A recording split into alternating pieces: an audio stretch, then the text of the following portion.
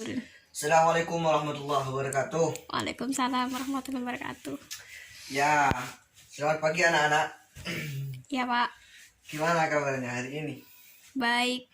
Alhamdulillah. Sebelum masuki materi, Bapak absen dulu ya terlebih dahulu.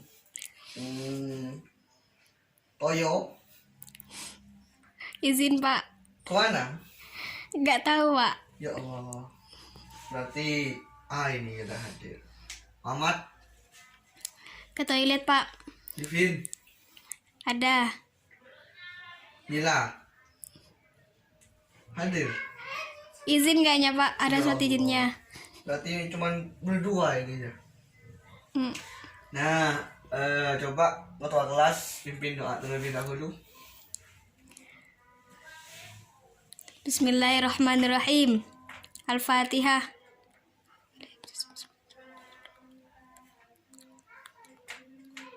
Amin.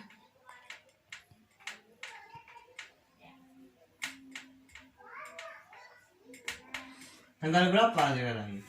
Tanggal 15-16 Pak. 16. Kurang tahu. Ya Allah, gimana? Nah, untuk materinya sekarang akidah akhlak ya, yaitu akhlak terpuji. Akidah akhlak.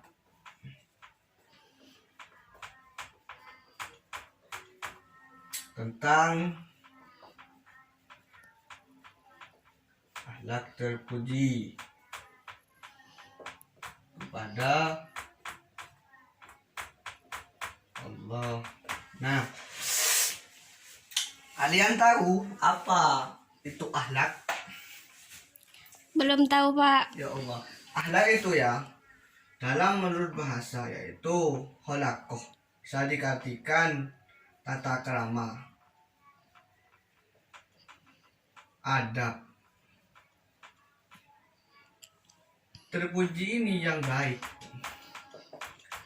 Jadi akhlak terpuji di sini bagaimana caranya kita tentang berperilaku baik atau bertata krama yang baik terhadap Allah, kepada Allah. Dalam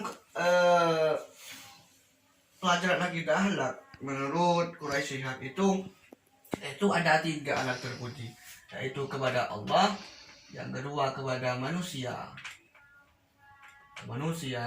dan kepada alam.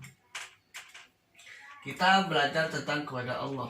Bagaimana perilaku kita terhadap Allah? Apakah sudah baik atau tidak? Dengan apa caranya kita berperilaku baik terhadap Allah? Yaitu dengan mengikuti Ajarannya. dan Perintahnya. dan menjauhi larangannya. Nah, seperti itu ya. Jadi kita mengerjakan perintahnya dan menjauhi larangannya. Seperti apa perintah Allah? Yaitu sholat. Nah, sholat. Lebih gampangnya adalah sholat. Nah, ketika kita itu melakukan sholat atau mengerjakan sholat dengan sesuai aturan yang Allah berikan, maka itu anak terpuji kepada Allah sudah tertera. Yang kedua adalah zakat, puasa, dan haji dan lain sebagainya. Apabila kita melakukan, yaitu mendapatkan pahala seperti itu ya. Tapi kan haji nggak wajib Pak. Maksudnya cuma untuk orang yang mampu. Mantap. Ini Davider ini muridnya saya, salah satunya ini. Mungkin ada yang mau ditanyakan dari hal ini. Yang kepada Allah belum Pak, tapi yang kepada alam itu harus sebagai gimana ya Pak? Tapi yang belum nyampe. Iya, belum nyampe. Ini masih bahas kepada alat terpuji kepada Allahnya saja. Jangan ke sini dulu. Ini belum ini ya sih. Mungkin pertemuan nanti atau kalau kita sudah membahas alat terpuji kepada Allah sudah selesai, baru kita ke manusia. Seperti itu, kepada alam dan juga. Oke, lanjut Pak. Nah, akhlak terpuji merupakan, saya Bapak ulang ya, akhlak terpuji merupakan akhlak atau perilaku manusia yang baik terhadap Allah. Itu dengan apa caranya? Kan seperti itu. Dengan apa caranya? Dengan melakukan perintah Allah dan menjauhi larangannya. Apa larangan-larangan Allah? Yaitu seperti zina, ya. Zina itu tidak boleh, zina itu Tidak boleh melakukan zina. Zina itu bukan hanya apa ya, bukan hanya melakukan hubungan seksual saja, akan tetapi dalam Al-Quran sudah dijelaskan, nah taqrabuz zina innahu kana fahisatan. Iya, zina banyak zina, Pak. Iya, itu. Zina mata jangan juga, Pak. Mantap, apalagi sekarang itu kan bulan puasa ya. Zina pikiran, Pak, gak boleh apalagi di bulan puasa. Ya Allah, gimana ini? Nah, apalagi sudah masuk tadi itu ya. Itu pernah disinggung tentang zina mata. Apalagi sekarang bulan puasa ya. Harus kita bisa menjaga zina mata, zina mulut, Setuju, Pak. pikiran Setuju dan lain banget. sebagainya. Itu kan tidak boleh sebetulnya, apalagi kita dalam berpuasa seperti itu. Ya, sekarang masuk kepada akhlak terpuji kepada manusia. Apa sih pengertian dari akhlak terpuji kepada manusia? Yaitu akhlak terpuji atau perilaku baik terhadap sesama manusia. Seperti apa? Seperti gotong royong, ya. Menolong Gotong sesama. royong, ya. Menolong, tolong menolong ya. Mm-mm. Ya, Pak, contohnya itu misalkan kan akhlak kepada manusia yang buruk. Pandangan manusia yang buruk kepada manusia yang lain. Misalkan orang itu kan sekarang bulan puasa, pagi-pagi nggak tadarus atau nggak pernah taraweh gitu kan, pandangannya yang buruk gitu, Pak, seperti itu. Itu ya. Terus, Iya kan tadi kan berakhir di situ, Pak. Sampean kan mencontohkan aja orang cacat. Orang cacat kan bukan akhlak yang buruk, tapi kan body shaming, termasuk body shaming oh, itu. mantap. Berarti pandangan manusia itu kan berbeda-beda kan ya. Ada yang mengatakan baik, ada yang mengatakan buruk. Seperti itu ya. Nah, yang ketiga adalah ada terpuji kepada Alam. alam. Bagaimana kita merawat lestari atau melestarikan alam tersebut? Bagaimana kita merawat bunga? Bagaimana kita merawat pohon? Karena apa? Karena kalau kita memiliki perilaku yang baik terhadap alam, maka akan tidak terjadi kelongsoran dan seperti itu ya. Kalau tidak mempunyai akhlak terpuji kepada suatu alam atau melestarikan alam, itu kita itu melakukan penebangan pohon ya. Reboisasi Penebangan pohon. hutan. Nah, penebangan pohon atau penebangan hutan di situ bisa berdampak terhadap suatu kemusibahan.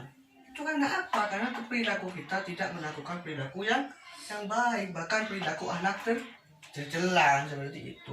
Itu termasuk akhlak tercela. Karena apa? Karena ada dampak negatif yang lebih banyak daripada dampak positifnya seperti itu. Bapak mau tanya. Kok bisa tanya ini? Gimana ini? Iya kan belum ngerti. Maksudnya sama alam itu apa cuma sama alam pohon, pepohonan, apa cuma juga alam yang lain? Maksudnya kan banyak makhluk juga tuh di alam, nggak cuma alam, ada hewan gitu tuh. Iya. Dan sebagainya. Iya, mantap. Itu gimana itu? Mantap pertanyaannya ini. Ini sudah ada rapat masih ditanya, ya Allah, gimana ini? Mantap bener nih ya, murid saya ini. Jadi gini ya, maksud dari akhlak terpuji kepada alam, yaitu kita itu menjaga, melestarikan sebaik mungkin tentang alam tersebut. Dalam alam itu kan ada banyak hal, ada pepohonan, ada rumput, ada lain sebagainya. Nah, ketika di situ sudah dijaga dengan baik, ya, dijaga dengan baik, otomatis alam tersebut menjadi indah dan bisa tidak dipandang seperti itu. Tidak ditebang, tidak menebang pohon tersebut. Karena apa? Karena dampak negatif dari penebangan pohon tersebut berdampak kepada kelongsoran yang ada di suatu wilayah seperti itu. Ya. Lagi Pak, satu kali lagi terakhir. Aboh, Kan gimana ini anak-anak ini? kan gitu ya Pak ya, misalkan Ya. sekarang kan udah zaman udah makin berkembang, makin modern. Kadang kita itu emang minim akhlak, apalagi sama yang lebih tua. Gimana cara kita untuk menyadarkan mereka untuk menyadarkan agar mereka tuh tidak minim akhlak gitu, apalagi di zaman yang seperti sekarang. Iya, mantap ini pertanyaannya. Dalam zaman modern atau dalam zaman yang bisa disebut dengan canggih, yaitu dengan kedatangan suatu alat elektronik yang canggih. Teknologi dong Pak Nah, ya, bahasanya. teknologi. Bagaimana caranya kita itu ingin menanggulangi suatu akhlak dalam suatu anak? Ya itu kan banyak anak sekarang yang sudah tidak ada akhlaknya, ke sana ke sini sudah dengan berpakaian seperti preman dan seperti itu melalui beberapa tahapan. Yang pertama dalam bukunya psikologi, di situ ada beberapa tahapan. Itu tahapan yang pertama adalah tahapan pendekatan, ya, pendekatan. Pendekatan.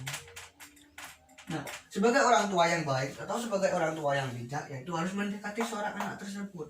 Lalu apa langkahnya? Yaitu orang tua tersebut melakukan pendekatan terhadap suatu anak, lalu memberikan suatu informasi bahwasanya atau pengajaran lah, pemahaman terhadap akhlak yang baik itu bagaimana, akhlak tercela itu bagaimana, seperti itu. Baru apa? Setelah tahapan pendekatan di sini ada tahapan yang namanya motivasi.